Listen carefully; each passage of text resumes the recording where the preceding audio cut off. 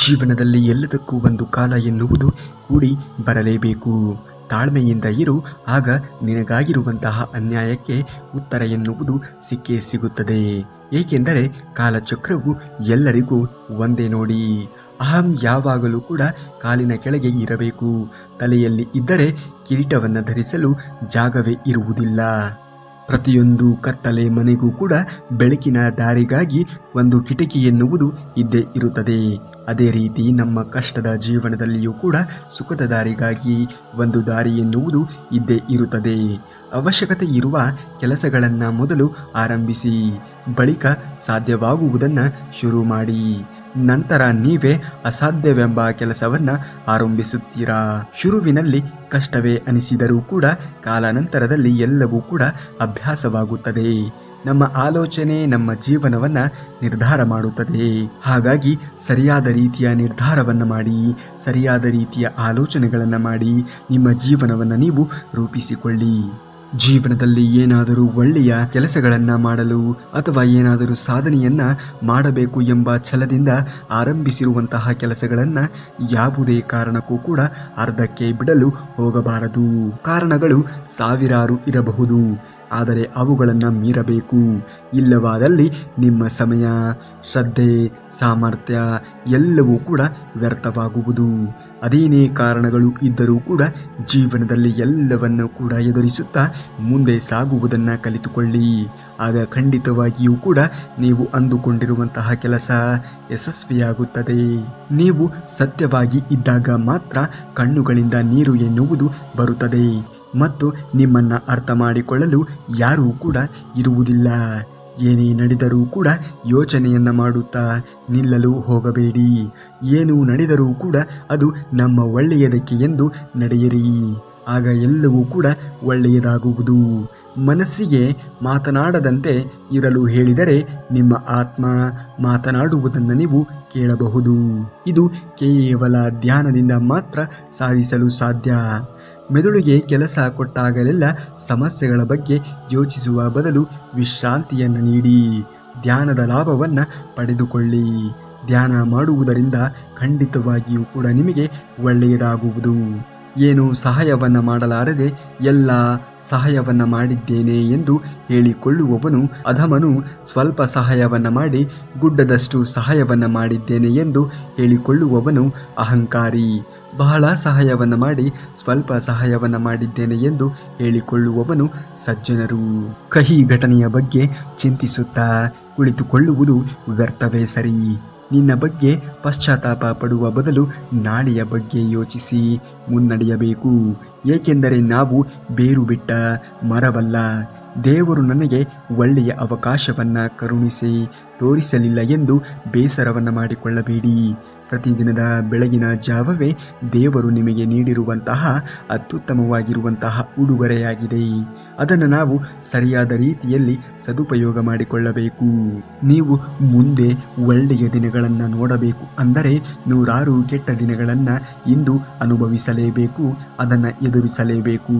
ಅಂದಾಗ ಮಾತ್ರ ನೀವು ಸುಖದಿಂದ ಇರಲು ಮುಂದೆ ಸಾಧ್ಯವಾಗುವುದು. ನಂಬಿಕೆಯೇ ಜೀವನ, ನಂಬಿಕೆಯೇ ಜೀವನದ ಸ್ನೇಹ. ನಂಬಿಕೆ ಒಂದು ಇದ್ದರೆ ಬಾಳಲ್ಲಿ ನಂದಾದೀಪವೂ ಕೂಡ. ನಂಬಿಕೆ ಇರದಿದ್ದರೆ ಮಾಡಿದ್ದೆಲ್ಲವೂ ಕಾಣುವುದು ತಪ್ಪಿನ ಭಾವವು. ಹಾಗಾಗಿ ಜೀವನದಲ್ಲಿ ನಂಬಿಕೆಯನ್ನು ಇಟ್ಟುಕೊಳ್ಳಿ. ಅದು ನಿಮ್ಮ ಮೇಲೆ ಆದರೂ ಸರಿ, ಬೇರೆಯವರ ಮೇಲೆ ಸ್ವಲ್ಪ ಜಾಗರೂಕತೆ. ಯಾರು ನಿನ್ನವರು, ಯಾವುದು ನಿನ್ನದು ಎನ್ನುವುದು ಅರ್ಥವಾಗುವುದು ಸಮಯ ಬಂದಾಗ ಮಾತ್ರ. ಕೆಲವೊಂದು ಬಾರಿ ಹೊಗಳಿಕೆಗೋಸ್ಕರ ಮುಳ್ಳುಗಳಿಗೂ ಕೂಡ ನಾವು ನೀರನ್ನು ಎರಚಬೇಕಾಗುತ್ತದೆ. ನೆನಪಿನಲ್ಲಿ ಇರಲಿ, ಸಮಯ ಮತ್ತು ಸಲಹೆ ಎಷ್ಟು ಬೇಕೋ ಅಷ್ಟೇ ಕೊಡಬೇಕು. ಅತಿಯಾದರೆ ಸಲಹೆಯ ಜೊತೆಗೆ ನಮ್ಮ ಸಮಯಕ್ಕೂ ಕೂಡ ಬೆಲೆ ಎನ್ನುವುದು ಇರುವುದಿಲ್ಲ. ಹಾಗಾಗಿ ಯಾರಿಗೆ ಸಲಹೆಯನ್ನು ಕೊಡುವ ಬದಲು ಸ್ವಲ್ಪ ಯೋಚನೆಯನ್ನು ಮಾಡಿ. ಯಾರ ವಿಷಯದಲ್ಲಿಯೂ ಕೂಡ, ಯಾವ ಒಂದು ವಿಷಯದಲ್ಲಿಯೂ ಅತಿಯಾಗಿ ಇರುವಂತಹ ಆತ್ಮವಿಶ್ವಾಸವನ್ನು, ನಂಬಿಕೆಯನ್ನು, ಪ್ರೀತಿಯನ್ನು ಇಟ್ಟುಕೊಳ್ಳುವುದು ಒಳ್ಳೆಯದಲ್ಲ. ಏಕೆಂದರೆ ಯಾರು ಯಾವಾಗ ಹೇಗೆ ಬದಲಾಗುತ್ತಾರೆ ಎಂದು ಹೇಳಲು ಸಾಧ್ಯವಿಲ್ಲ ನೋಡಿ. ಹಾಗಾಗಿ ಕೊಂಚ ಜಾಗರೂಕರಾಗಿರಿ. ಕಷ್ಟ ದಿನಗಳಲ್ಲಿ ತಾಳ್ಮೆಯನ್ನು ಕಳೆದುಕೊಳ್ಳಬಾರದು. ಎಲ್ಲವೂ ಒಂದು ಕಾರಣಕ್ಕಾಗಿ ಸಂಭವಿಸುತ್ತದೆ, ಜೊತೆಗೆ ಪರಿಹಾರವೂ ಕೂಡ ಸಿಕ್ಕೇ ಸಿಗುತ್ತದೆ. ಆತಂಕ ಪಡುವಂತಹ ಅಗತ್ಯ ಇಲ್ಲ. ಇಲ್ಲಿ ನಮಗೆ ಗೌರವ ಕಡಿಮೆಯಾಗುತ್ತಾ ಹೋಗುತ್ತದೆಯೋ ಅಲ್ಲಿಂದ ನಾವೇ ದೂರ ಸರಿದು ಬಿಡಬೇಕು. ಅದು ಒಬ್ಬರ ಮನೆಯಲ್ಲಿ ಆದರೂ ಸರಿ, ಒಬ್ಬರ ಮನಸ್ಸಿನಲ್ಲಿ ಆದರೂ ಕೂಡ ಸರಿ. ದೇವರನ್ನ ನಂಬಿ ಜೀವನವನ್ನ ಮಾಡಿ, ಮನುಷ್ಯರನ್ನ ನಂಬಿ ಅಲ್ಲ. ಏಕೆಂದರೆ ಮನುಷ್ಯನಿಗೆ ನಿಯತ್ತು ಎನ್ನುವುದು ಇಲ್ಲ, ಎಲ್ಲರೂ ಸ್ವಾರ್ಥಿಗಳೇ. ಆದರೆ ದೇವರನ್ನ ನಂಬಿದರೆ ಕಷ್ಟ ಕಾಲದಲ್ಲಿ ನಮ್ಮನ್ನ ಯಾವತ್ತಿಗೂ ಕೂಡ ಕೈ ಬಿಡುವುದಿಲ್ಲ. ಹಾಗಾಗಿ ದೇವರನ್ನ ನಂಬಿ ಜೀವನವನ್ನ ಕಳೆಯಿರಿ, ಆಗ ಆಗುವುದೆಲ್ಲವೂ ಕೂಡ ಒಳ್ಳೆಯದೇ ಆಗುವುದು. ನಿನ್ನ ಮುಂದೆ ಯಾರು ಎಷ್ಟೇ ಹಾರಾಡಲಿ, ನೀನು ಮಾತ್ರ ಮೌನವಾಗಿ ಇರು, ತಾಳ್ಮೆಯಿಂದ ಇರು. ತಾಳ್ಮೆಯನ್ನ ಯಾವುದೇ ಕಾರಣಕ್ಕೂ ಕೂಡ ಕಳೆದುಕೊಳ್ಳಬೇಡ. ಅವರ ಹಾರಾಟಕ್ಕೆ, ನಿನ್ನ ತಾಳ್ಮೆಗೆ ನಾನು ಉತ್ತರವನ್ನು ಕೊಟ್ಟೇ ಕೊಡುತ್ತೇನೆ. ಅಲ್ಲಿಯವರೆಗೆ ನೀನು ಕಾದು ಕುಳಿತಿರು. ನಿಮ್ಮ ಆಸೆ ಕನಸುಗಳು ನುಚ್ಚು ನೂರಾದಾಗ ನೀವು ಕೆಳಗೆ ಬೀಳುತ್ತಾ ಇದ್ದೀರಿ. ಆದರೆ ನೆನಪಿನಲ್ಲಿ ಇಟ್ಟುಕೊಳ್ಳಿ, ಹೀಗೆ ಕೆಳಗೆ ಬೀಳಿಸುವ ಕುತಂತ್ರಗಳು ನಿಮ್ಮ ಬೆನ್ನ ಹಿಂದೆಯೇ ನಡೆದಿರಬಹುದು. ನಿಮಗೆ ಜೀವನದ ಎಲ್ಲ ಬಾಗಿಲುಗಳು ಮುಚ್ಚಿ ಹೋಗಿ ಭಯ ಆವರಿಸಿಕೊಂಡರೆ ಅನಿಸಿದರೆ ನನ್ನ ಜೊತೆ ಕೃಷ್ಣ ಪರಮಾತ್ಮ ಇದ್ದಾನೆ ಅಂದುಕೊಳ್ಳಿ. ಸಮಸ್ಯೆಗಳು ತಾವಾಗಿಯೇ ಪರಿಹಾರವಾಗುತ್ತವೆ. ಏಕೆಂದರೆ ಕೃಷ್ಣ ಪರಮಾತ್ಮನು ನಂಬಿದವರಿಗೆ ಯಾವತ್ತಿಗೂ ಕೂಡ ಮೋಸ ಮಾಡುವುದಿಲ್ಲ. ನೊಂದವರಿಗೆ ಕೃಷ್ಣನ ಧೈರ್ಯವನ್ನು ನಾವು ಮೆಚ್ಚಿಸಲೇಬೇಕು. ದುಃಖದಲ್ಲಿ ಇದ್ದಾಗ ಕೃಷ್ಣ ಪರಮಾತ್ಮನನ್ನ ನಂಬಿ, ಏಕೆಂದರೆ ದೇವರು ನಿನ್ನ ಸುಖ ದುಃಖ ಎರಡರಲ್ಲಿಯೂ ಕೂಡ ಇರುತ್ತಾನೆ. ಇಲ್ಲಿ ನಾವು ಯಾರಿಗೆ ಒಳ್ಳೆಯದನ್ನ ಬಯಸುತ್ತೇವೆಯೋ ಅವರೇ ನಮ್ಮನ್ನ ಕೆಟ್ಟವರನ್ನಾಗಿ ನೋಡುತ್ತಾರೆ. ವಿಪರ್ಯಾಸವಾದರೂ ಕೂಡ ಇದು ಕಹಿಯಾಗಿ ಇರುವಂತಹ ಸತ್ಯವೇ. ಧರ್ಮವನ್ನು ರಕ್ಷಣೆ ಮಾಡುವುದು ಸ್ವಲ್ಪ ಕಷ್ಟದ ಕೆಲಸವೇ, ಆದರೆ ಖಂಡಿತ ಅಸಾಧ್ಯವಲ್ಲ. ನಿನ್ನ ಕೆಲಸಗಳನ್ನು ನೀನು ಮಾಡು, ಕೊನೆಯಲ್ಲಿ ನಿನ್ನ ಜೊತೆಯಲ್ಲಿ ನಾನು ಇದ್ದೇ ಇರುತ್ತೇನೆ. ಕಾಲ ಒಂದೇ ರೀತಿ ಇರುವುದಿಲ್ಲ. ಇಂದು ನಿನ್ನನ್ನು ಕಾಲಿನ ಕೆಳಗೆ ಹಾಕಿ ತುಳಿದವರು ನಾಳೆ ನಿನ್ನೆದುರೆ ಮಂಡಿಯೂರಿ ಕಾಲು ಹಿಡಿಯುವಂತಹ ದಿನವೂ ಕೂಡ ಬಂದೇ ಬರುತ್ತದೆ. ಒಂದು ಕ್ಷಣದಲ್ಲಿ ಭಿಕ್ಷಕನೂ ಕೂಡ ರಾಜನೂ ಆಗಬಹುದು, ರಾಜನೂ ಕೂಡ ಭಿಕ್ಷಕನೂ ಆಗಬಹುದು. ಅವರವರ ಕರ್ಮ ಅವರಿಗೆ ತಕ್ಕ ರೀತಿಯ ಪ್ರತಿಫಲವನ್ನು ಕೊಟ್ಟೇ ಕೊಡುತ್ತದೆ. ಕಷ್ಟಗಳನ್ನು ಭಾರವನ್ನು ಸಾಧ್ಯವಾದಷ್ಟು ತಡೆದುಕೊಳ್ಳಿ, ಹೆದರಿ ಕುಸಿಯಬೇಡಿ. ಖಂಡಿತ ನಿಮಗೂ ಒಂದು ದಿನ ಒಳ್ಳೆಯ ಸಮಯ ಬಂದೇ ಬರುತ್ತದೆ. ನೊಂದವರಿಗೂ ಒಂದು ದಿನ ನಗಲೇಬೇಕು, ನೊಂದವರಿಗೂ ಒಂದು ದಿನ ಒಳ್ಳೆಯ ಸಮಯ ಬರಲೇಬೇಕು. ಕರ್ಮ ಎನ್ನುವುದು ಹೇಳುತ್ತದೆ, ಅತಿಯಾದ ನಂಬಿಕೆ ಯಾರ ಮೇಲೆಯೂ ಕೂಡ ಇಟ್ಟುಕೊಳ್ಳಬಾರದು, ಅದು ಒಳ್ಳೆಯದಲ್ಲ ಎಂದು. ನೀನು ಯಾರನ್ನ ಕಣ್ಣು ಮುಚ್ಚಿ ನಂಬಲು ಹೋಗಬೇಡ, ಏಕೆಂದರೆ ನೀನು ಕಣ್ಣು ಮುಚ್ಚಿ ಬಿಡುವಷ್ಟರಲ್ಲಿಯೇ ಮೋಸ ಮಾಡುವಂತಹ ನಂಬಿಕೆ ದ್ರೋಹಿಗಳು ಪ್ರಸ್ತುತವಾಗಿರುವಂತಹ ಈ ಸಮಾಜದಲ್ಲಿ ವಾಸವಿದ್ದಾರೆ ಎಂದು. ನಮ್ಮ ಹೃದಯ ಚೂರಾಗುವುದು ನಾವು ಹೆಚ್ಚು ನಂಬಿದವರಿಂದಲೇ, ಆದರೆ ಚೂರಾದ ಹೃದಯವನ್ನು ಜೋಡಿಸಬೇಕಾಗಿರುವುದು ನಮ್ಮ ನಂಬಿಕೆಯಿಂದ ಮಾತ್ರ ಸಾಧ್ಯ. ನಾನು ಒಂಟಿಯಾದೆ ಎಂದು ಅಳಬೇಡ. ಎಲ್ಲರೂ ಬರುವಾಗಲೂ ಕೂಡ ಒಂಟಿ, ಹೋಗುವಾಗಲೂ ಕೂಡ ಒಂಟಿ. ಆದರೆ ನಿನ್ನ ಜೊತೆ ಶಾಶ್ವತವಾಗಿ ಉಳಿಯುವುದು ಆ ಭಗವಂತ ಶ್ರೀಕೃಷ್ಣ ಪರಮಾತ್ಮ ಒಬ್ಬನೇ. ನಿನ್ನ ಕಷ್ಟದಲ್ಲಿಯೂ ನಿನ್ನ ಸುಖದಲ್ಲಿಯೂ ಕೂಡ ಅವನು ನಿನ್ನ ಜೊತೆಗೆ ಇದ್ದೇ ಇರುತ್ತಾನೆ. ಅವನನ್ನು ಧ್ಯಾನಿಸು. ಕೆಲವೊಮ್ಮೆ ಪರಿಸ್ಥಿತಿಗಳು ನಿಮ್ಮ ಕೈ ಮೀರಿ ಹೋದಾಗ ತಾಳ್ಮೆಯಿಂದ ಇರುವುದೇ ಒಳ್ಳೆಯದು. ಏಕೆಂದರೆ ಪರಿಸ್ಥಿತಿಗಳು ಬದಲಾಗದೆ ಹೋದರೂ ನಿಮ್ಮ ಮನಸ್ಥಿತಿಯನ್ನು ಬದಲಾಯಿಸಿಕೊಳ್ಳಬಹುದು. ದಾರಿ ಕಾಣುತ್ತಿಲ್ಲವೆಂದು ದೇವರನ್ನ ದೂರಬೇಡಿ. ಸ್ವಲ್ಪ ತಾಳ್ಮೆ ಎನ್ನುವುದು ನಿಮ್ಮಲ್ಲಿ ಇರಲಿ. ದೇವರು ನಿಮಗಾಗಿ ಹೊಸದೊಂದು ದಾರಿಯನ್ನೇ ಸೃಷ್ಟಿ ಮಾಡಿರಬಹುದು ಅಲ್ಲವೇ? ಹಾಗಾಗಿ ಸ್ವಲ್ಪ ತಾಳ್ಮೆ ಎನ್ನುವುದು ಇರಲಿ. ದೇವರು ಏನೇ ಮಾಡಿದರೂ ಕೂಡ ಒಳ್ಳೆಯದನ್ನೇ ಮಾಡುತ್ತಾನೆ. ಮನುಷ್ಯರ ರೀತಿಯಲ್ಲಿ ಕೆಟ್ಟದ್ದನ್ನು ಮಾಡುವುದಿಲ್ಲ. ಭಗವಂತನಿಂದ ಭಗವಂತನನ್ನ ಬೇಡಿಕೊಳ್ಳಿ. ಭಗವಂತನಿಂದ ಭಗವಂತನನ್ನ ಬೇಡಿಕೊಂಡವರಿಗೆ ಮತ್ತೆ ಏನೂ ಕೂಡ ಬೇಡಿಕೊಳ್ಳುವಂತಹ ಅವಶ್ಯಕತೆಯೇ ಇರುವುದಿಲ್ಲ. ಕೆಲವೊಮ್ಮೆ ಕೆಲವೊಂದು ಪರಿಸ್ಥಿತಿಗಳಲ್ಲಿ ಮೌನವಾಗಿ ಇರುವುದರಿಂದಲೇ ಸಮಸ್ಯೆಗಳು ತಾವಾಗಿಯೇ ಪರಿಹಾರವಾಗುತ್ತವೆ. ಹಾಗಾಗಿ ಜೀವನದಲ್ಲಿ ತಾಳ್ಮೆ ಎನ್ನುವುದು ನಿಮಗೆ ಇರಬೇಕಾಗುತ್ತದೆ. ಆಗ ಎಂತಹದ್ದೇ ಪರಿಸ್ಥಿತಿ ಬಂದರೂ ಕೂಡ ಅದು ತಾವಾಗಿಯೇ ಪರಿಹಾರವಾಗುವುದು. ಮನಸ್ಸಿಗೆ ನೋವಾದಾಗ ಕಣ್ಣೀರು ಬರುವುದು ಸಹಜ. ಆದರೆ ನಿನ್ನ ಕಣ್ಣೀರಿಗೆ ಕಾರಣ ಆದವರು ಅಳುವಂತೆ ಮಾಡುವುದು ನಿನ್ನದೇ ಜವಾಬ್ದಾರಿ ಅನ್ನುವುದನ್ನು ನೀನು ಮರೆಯಬೇಡ. ನೀವು ಸಂತೋಷವಾಗಿ ಇರಲು ಬಯಸಿದರೆ ಮೊದಲು ನಿಮ್ಮ ಹೃದಯಕ್ಕೆ ನಿರಾಶೆಗಳನ್ನು ಸ್ವೀಕರಿಸುವಂತಹ ಮನೋಧೋರಣೆಯನ್ನು ಬೆಳೆಸಿಕೊಳ್ಳುವುದನ್ನು ಕಲಿಸಿ. ಅದು ನಿಮ್ಮ ಪ್ರೀತಿ ಪಾತ್ರರಿಂದಲೂ ಕೂಡ ಆಗಬಹುದು. ಯೋಚಿಸಿ ನೋಡಿ, ಮನುಷ್ಯನು ಯಾವತ್ತೂ ಶ್ರೀಗಂಧ ಮರದ ರೀತಿಯಲ್ಲಿ ಬದುಕಬೇಕು. ಅದು ಕತ್ತರಿಸಿದ್ದಷ್ಟು ಸುಗಂಧವನ್ನೇ ನೀಡುತ್ತದೆ. ಯಾರು ಎಷ್ಟೇ ಕೀಳಾಗಿ ಕಂಡರೂ ಕೂಡ ಒಳ್ಳೆಯದನ್ನೇ ಬಯಸಬೇಕು. ನಿಮ್ಮ ಒಳ್ಳೆಯತನವನ್ನು ಕಾಪಾಡಲು ಭಗವಂತನು ಸದಾ ನಿಮ್ಮೊಂದಿಗೆ ಇದ್ದೇ ಇರುತ್ತಾನೆ.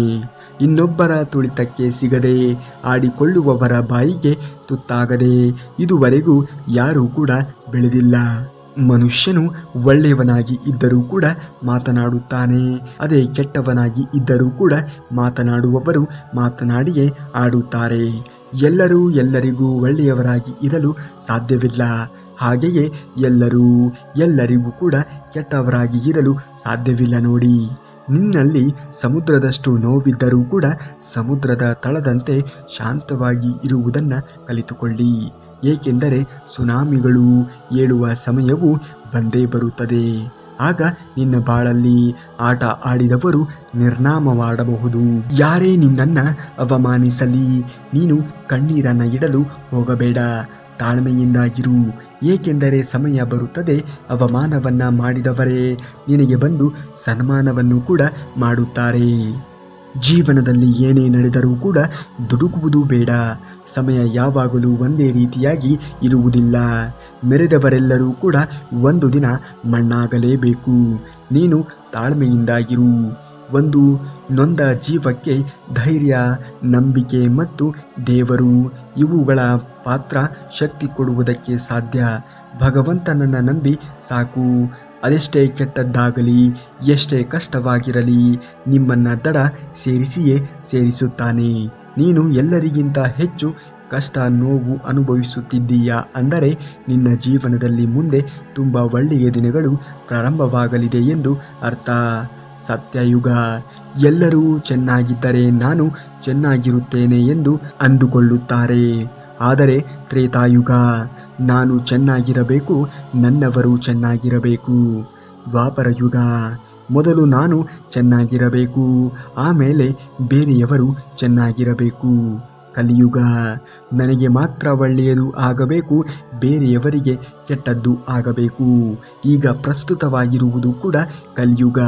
ಬೇರೆಯವರ ಬಗ್ಗೆ ಯೋಚನೆಯೇ ಮಾಡುವುದಿಲ್ಲ, ನನಗೆ ಮಾತ್ರ ಒಳ್ಳೆಯದಾಗಬೇಕು ಎಂದು ಯೋಚನೆಯನ್ನು ಮಾಡುತ್ತಾರೆ ಈಗಿನ ಪ್ರಸ್ತುತ ಸಮಾಜದ ಜನರು. ಆಗುವುದೆಲ್ಲ ಒಳ್ಳೆಯದಕ್ಕೆ ಎಂಬ ನಂಬಿಕೆ ಇಡು. ಮುಂದಿನದ್ದು ಆ ಭಗವಂತ ಶ್ರೀಕೃಷ್ಣ ಪರಮಾತ್ಮನು ನೋಡಿಕೊಳ್ಳುತ್ತಾನೆ. ಕಾಲಚಕ್ರ ತಿರುಗಿದಂತೆ ಎಲ್ಲವೂ ಕೂಡ ಬದಲಾಗಲೇಬೇಕು. ನಿನ್ನ ಜೀವನದ ನಿರ್ಧಾರಗಳು ನಿನ್ನ ಕೈಯಲ್ಲಿಯೇ ಇರಲಿ. ಬೇರೆಯವರ ಕೈಗೆ ಯಾವತ್ತಿಗೂ ಕೂಡ ಕೊಡಲು ಹೋಗಬೇಡ. ನಿನ್ನ ಜೀವನವೇ ಹಾಳಾಗಿ ಬಿಡಬಹುದು. ನೀವು ಅನಗತ್ಯವಾಗಿ ಚಿಂತಿಸುತ್ತಿದ್ದೀರಿ. ಯಾರಿಗಾಗಿ ಏಕೆ ನೀನು ಹೆದರುತ್ತಿದ್ದೀರಿ? ಯಾರು ನಿನ್ನನ್ನು ಕೊಲ್ಲಲು ಸಾಧ್ಯ? ಅಂತಿಮವಾಗಿ ಆತ್ಮ ಎನ್ನುವುದು ಹುಟ್ಟುತ್ತದೆ ಅಥವಾ ಸಾಯುತ್ತದೆ ಅಷ್ಟೇ ಅಲ್ಲವೇ? ಸ್ವಯಂ ವಿನಾಶ ಮತ್ತು ನರಕಕ್ಕೆ 3 ದಾರಿಗಳಿವೆ. ಅದುವೇ ಕಾಮ, ಕೋಪ ಮತ್ತು ದುರಾಸೆ. ಮನಸ್ಸಿಟ್ಟು ಕಲಿತಿರುವಂತಹ ಅಕ್ಷರ, ಮೈ ಬಗ್ಗಿಸಿ ದುಡಿದು ತಿನ್ನುವಂತಹ ಅನ್ನ, ಕಷ್ಟಪಟ್ಟು ಗಳಿಸಿರುವಂತಹ ಸಂಪಾದನೆ, ಇಷ್ಟದಿಂದ ಮಾಡುವಂತಹ ದೈವ ಭಕ್ತಿ ಯಾರನ್ನು ಯಾವತ್ತಿಗೂ ಕೂಡ ಕೈ ಬಿಡುವುದಿಲ್ಲ. ಜನ ಯಾವಾಗಲೂ ನೀನು ಸೋಲಬೇಕೆಂದು ಕಾಯುತ್ತಿರುತ್ತಾರೆ. ಆದರೆ ನೀನು ಸೋಲಿನಲ್ಲಿಯೂ ಕೂಡ ನಗುವುದನ್ನು ಕಲಿತು ಬಿಡು. ಆಗ ಅವರೇ ನಿನ್ನ ಕಣ್ಣೆದುರು ಸೋಲನ್ನು ಅನುಭವಿಸುತ್ತಾರೆ. ನಿನ್ನನ್ನು ಕಡೆಗಣಿಸಿ ಬಿಟ್ಟು ಹೋದವರೇ ನಿನ್ನ ಕಾಲನ್ನು ಬಂದು ಹಿಡಿಯುತ್ತಾರೆ. ಕಷ್ಟಗಳನ್ನು ಸಹಿಸಿಕೊಳ್ಳುವಂತಹ ಸಹನೆ ನಿನ್ನಲ್ಲಿ ಇರಲಿ. ಮೋಸದ ಉದ್ದೇಶ ಧರ್ಮವಾಗಿ ಇದ್ದರೆ ಮೋಸವೂ ಸಹ ಧರ್ಮವೇ. ಶ್ರೀಕೃಷ್ಣ ಪರಮಾತ್ಮನು ಒಳ್ಳೆಯ ಮನಸ್ಸಿಗೆ ಖಂಡಿತವಾಗಿಯೂ ಕೂಡ ಯಾವತ್ತಿಗೂ ಒಳ್ಳೆಯದೇ ಆಗುತ್ತದೆ. ದೇವರು ನಿನಗೆ ಕಷ್ಟಗಳನ್ನು ಕೊಡುವುದು ನಿನಗೆ ನೋವನ್ನು ಕೊಡುವುದಕ್ಕೆ ಅಲ್ಲ. ಎಷ್ಟು ಜನ ನಿನ್ನ ಜೊತೆಯಲ್ಲಿ ನ್ಯಾಯವಾಗಿ ಇದ್ದಾರೆ, ಎಷ್ಟು ಜನ ನಟಿಸುತ್ತಿದ್ದಾರೆ ಎನ್ನುವಂತಹ ಸತ್ಯ ನಿನಗೆ ತಿಳಿಯಲಿ ಎಂದು. ಪ್ರಯತ್ನವೇ ಪಡದೆ ದೇವರನ್ನು ದೂರುವ ಬದಲು ಯಾವ ನಿರೀಕ್ಷೆ ಇಲ್ಲದೆ ದೇವರನ್ನು ನಂಬಿ ನಿನ್ನ ಪ್ರಯತ್ನ ನೀನು ಮಾಡು. ಆ ದೇವರು ನಿನಗೆ ಏನನ್ನೂ ಕೂಡ ಕೇಳದೆಯೇ ಎಲ್ಲವನ್ನೂ ಕೂಡ ಕರುಣಿಸುತ್ತಾನೆ. ಈ ಜಗತ್ತಿನಲ್ಲಿ ಎಲ್ಲವೂ ಕೂಡ ನಾಟಕ, ಎಲ್ಲವೂ ನಾಟಕ. ಆದರೆ ನೀನು ಕೆಲವರ ನಾಟಕಗಳಿಗೆ ಬಲಿಯಾಗದೆ ಎಚ್ಚರಿಕೆಯಿಂದ ಇರಬೇಕಾಗುತ್ತದೆ. ಬೇಡದೆ ಇರುವಂತಹ ವಿಷಯಗಳನ್ನು ಹೇಳುವವರು ಅಷ್ಟೇ ಅಲ್ಲ, ಬೇಡದೆ ಇರುವಂತಹ ವಿಷಯಗಳನ್ನು ಹೇಳುವವರು ಕೂಡ ನಾಶವಾಗುತ್ತಾರೆ. ನೀವು ಚಿಂತೆ ಮಾಡಿ ಏಕೆ ಕೊರಗಬೇಕು? ಆ ಚಿಂತೆ ಹುಟ್ಟಿಸಿದವರನ್ನು ಮರೆತು ಮುಂದೆ ನಡೆಯುವುದೇ ಜೀವನ. ಇಂದು ನಿನಗೆ ಎಷ್ಟೇ ಕಷ್ಟಗಳು ಇದ್ದರೂ ಕೂಡ ನಾಳೆ ಖಂಡಿತ ಸುಖ ಪಡುವ ದಿನ ಬಂದೇ ಬರುತ್ತದೆ. ನಿನ್ನ ದುಃಖದ ಕಣ್ಣೀರು ಮನುಷ್ಯರಿಗೆ ಅರ್ಥವಾಗದೇ ಇದ್ದರೂ ಕೂಡ ಆ ಭಗವಂತ ಶ್ರೀಕೃಷ್ಣ ಪರಮಾತ್ಮನಿಗೆ ಖಂಡಿತವಾಗಿಯೂ ಕೂಡ ಅರ್ಥವಾಗಿಯೇ ಆಗುತ್ತದೆ. ಅವನು ನಿಮ್ಮ ಎಲ್ಲ ಕಷ್ಟಗಳಿಗೆ ಪರಿಹಾರವಾಗಿ ಎಲ್ಲವನ್ನು ನಿನಗೆ ಕರುಣಿಸುತ್ತಾನೆ. ನಿನ್ನ ಶತ್ರುಗಳು ಮೆರೆಯುತ್ತಾ ಇದ್ದಾರೆ ಎಂದು ಚಿಂತಿಸಬೇಡ. ಅವರ ಪಾಪದ ಕೊಡ ತುಂಬಿದಾಗ ಬೀದಿಗೆ ಬಿದ್ದೆ ಬೀಳುತ್ತಾರೆ. ಮೆರೆದವರು ಮಣ್ಣಾಗಲೇಬೇಕು, ಇಲ್ಲಿ ಉರಿದವರು ಸುಟ್ಟು ಬೂದಿಯಾಗಲೇಬೇಕು. ನಿನಗಾದ ಅನ್ಯಾಯಕ್ಕೆಲ್ಲವೂ ಕೂಡ ಬೆಲೆ ಎನ್ನುವುದು ಸಿಗಲೇಬೇಕು. ಅಲ್ಲಿಯವರೆಗೆ ನೀನು ಸಮಯಕ್ಕೆ ತಾಳ್ಮೆಯನ್ನು ಕೊಟ್ಟು ಕಾಯಿ. ಆಗುವುದಿಲ್ಲ, ಒಳ್ಳೆಯದೇ ಎನ್ನುವಂತಹ ಅರಿವು ನಿನ್ನಲ್ಲಿರಲಿ. ನಂಬಿಕೆ, ತಾಳ್ಮೆ ಇರಲಿ. ಆತುರದ ನಿರ್ಧಾರವನ್ನು ಬದುಕಿನಲ್ಲಿ ಎಂದಿಗೂ ಕೂಡ ತೆಗೆದುಕೊಳ್ಳಬಾರದು. ಆತುರದ ನಿರ್ಧಾರಗಳು ಬದುಕಿಗೆ ಬೆಂಕಿಗೆ ತಳ್ಳುತ್ತದೆ. ಅರಿತು ಮಾಡುವಂತಹ ನಿರ್ಧಾರ ಬದುಕಿಗೆ ಬೆಳಕನ್ನು ತೋರಿಸುತ್ತದೆ. ನಂಬಿಕೆ, ತಾಳ್ಮೆ ನಿಮ್ಮಲ್ಲಿದ್ದರೆ ಅದರ ಫಲ ಮುಂದೊಂದು ದಿನ ಸಿಹಿಯಾಗಿಯೇ ಇರುತ್ತದೆ. ಹುಟ್ಟುವಾಗ ಒಬ್ಬರೇ, ಸಾಯುವಾಗಲೂ ಕೂಡ ಒಬ್ಬರೇ ಹೋಗಬೇಕು. ನಾವು ಭೂಮಿಗೆ ಬಂದ ಅತಿಥಿಗಳು ಹೊರತು ಈ ಭೂಮಿಯ ಮಾಲೀಕರಲ್ಲ. ಪುಣ್ಯವನ್ನೇ ಮಾಡಿರಿ, ಪ್ರತಿಫಲ ಅದೇ ಸಿಕ್ಕೇ ಸಿಗುತ್ತದೆ. ಎಷ್ಟೇ ದೂರ ಆದರೂ ಕೂಡ ಸರಿಯಾದ ನೇರವಾದ ದಾರಿಯಲ್ಲಿ ಹೋಗಿ. ಅಡ್ಡದಾರಿ ಹಿಡಿದವರು ದಿಕ್ಕಾಪಾಲಾಗಿ ಓಡಿ ಹೋಗಿದ್ದಾರೆ. ಯಾರು ನಿನ್ನ ಜೊತೆ ಇರಲಿ ಬಿಡಲಿ, ನಿನ್ನ ಜೀವನದ ಭಾರವನ್ನು ನೀನೇ ಹೊರಬೇಕು. ಯಾರ ಮೇಲೆಯೂ ಕೂಡ ಅವಲಂಬಿತವಾಗಿ ಜೀವನವನ್ನು ನಡೆಸಬೇಡಿ. ಬೇರೊಬ್ಬರ ಪಾಪದ ಬಗ್ಗೆ ಮಾತನಾಡಿಕೊಂಡರೆ ಮತ್ತು ನಾವು ಆಡಿದ ಮಾತುಗಳು ಸುಳ್ಳಾಗಿ ಇದ್ದರೆ ಆ ಪಾಪದ ಫಲ ಎನ್ನುವುದು ಸಂಪೂರ್ಣವಾಗಿ ನಿಮ್ಮ ಖಾತೆಗೆ ಸೇರಲ್ಪಡುತ್ತದೆ. ಹಾಗಾಗಿ ಇನ್ನೊಬ್ಬರ ಬಗ್ಗೆ ಮಾತನಾಡುವ ಮೊದಲು ಸ್ವಲ್ಪ ಯೋಚನೆಯನ್ನು ಮಾಡಿ. ನೀವೇನಾದರೂ ಶ್ರೀಕೃಷ್ಣ ಪರಮಾತ್ಮನ ಭಕ್ತರಾಗಿದ್ದರೆ ಈ ಕೂಡಲೇ ಈ ವಿಡಿಯೋಗೆ ಒಂದು ಲೈಕನ್ನು ಮಾಡಿ ಹಾಗೂ ಜೈ ಶ್ರೀಕೃಷ್ಣ ಪರಮಾತ್ಮ ಎಂದು ಕಮೆಂಟನ್ನು ಮಾಡಿ. ಇನ್ನು ಪ್ರತಿದಿನವೂ ಕೂಡ ಕೃಷ್ಣನ ವಚನಾಮೃತವನ್ನು ಕೇಳಲು ತಪ್ಪದೇ ನಮ್ಮ ಚಾನಲ್ನ ಸಬ್ಸ್ಕ್ರೈಬ್ ಮಾಡಿಕೊಳ್ಳಿ. ಮುಂದಿನ ವಿಡಿಯೋದಲ್ಲಿ ಸಿಗುವವರೆಗೂ ಧನ್ಯವಾದ. ಕರುನಾಡಿಗೆ.